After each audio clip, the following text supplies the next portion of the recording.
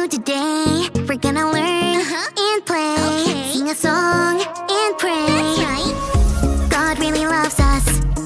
God really, really cares about you, me, our families. That's right. God's always right there. Woo! Let me fix my curls. You've tuned into Callie's world. That's right, boys and girls. Welcome to Callie's world. Hey, friends. Hey, Stacy. Hey, what's wrong, Callie? Well, I want to tell you, but you'll have to give me a minute. So, my kids' choir at church is getting ready to sing at church this Sunday. And we just had practice. Sounds great. Yeah, it usually would be, because you know that Callie loves to sing, especially when it's singing for Jesus. So there we were practicing, and all of a sudden, our choir teacher, that's like our leader, said snack time. Yummy! At church, we have the best snacks. Those tiny little oranges and those little donuts that leave your mouth and hands all white with sugar dust. I love those! So everybody ran all at once, and I got caught up in the running, and I tripped and fell. I got a big carpet burn on my knee. Oh no, that must have hurt. But that's not the worst part. I cried in front of everyone. I'm so sorry that happened, Callie. Thanks. The carpet burn hurt, but it wasn't as bad as how I felt about crying. I like to feel strong and brave. Crying in front of everyone made me feel the opposite of that. That's really hard, Callie. I know how you feel. I've felt that way before too. Lots of people have, even in the Bible. Want to hear today's Bible story with me? Really? Okay. It's time for today's Bible story, and it comes from the book of 1 Samuel, chapters 15 and 16.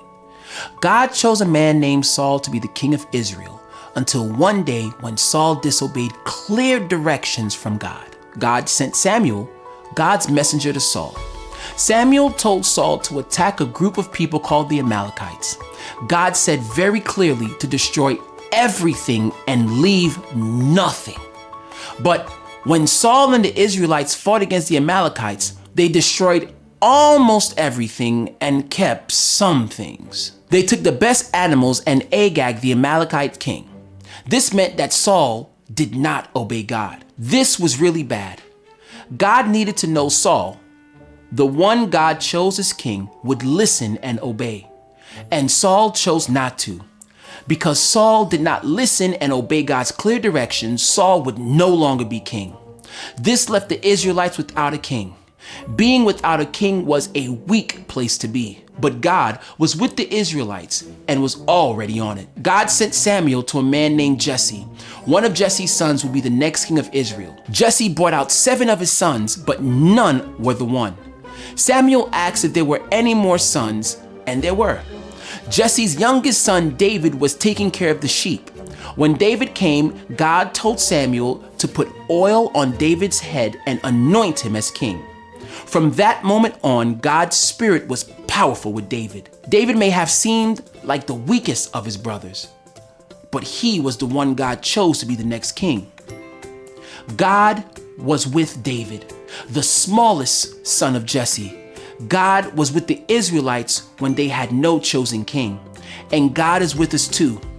Whether you feel weak, like the problems are too big, or like you can't handle things, come to God and say, God, you're with me when I feel weak.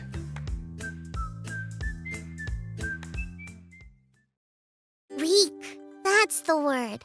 That's how I felt when I cried at choir practice. Yes, I've felt weak before too, and I don't like it either. But it is really good to know that God is with me when I feel weak. Friends, have you ever felt weak before? I think feeling weak can happen for a lot of different reasons. Maybe you find yourself alone and scared, kind of like the Israelites without a king. Or maybe you feel like you're too small or too little to do something. Kind of like people thought David was before he was chosen to be king. Or maybe you fall and get a carpet burn like me. and you cry in a place you really don't want to. In all those situations, God, you're with me when I feel weak.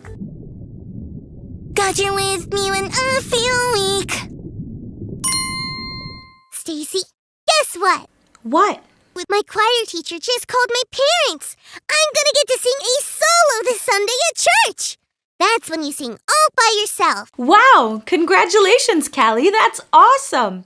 You may have felt weak at practice, but singing a solo means you're brave. I guess so. I just think it makes me feel brave to know that God is with me when I feel weak. How about you, friends? How does it make you feel to know God is with you even when you feel weak? Awesome! Thanks for learning and growing with me.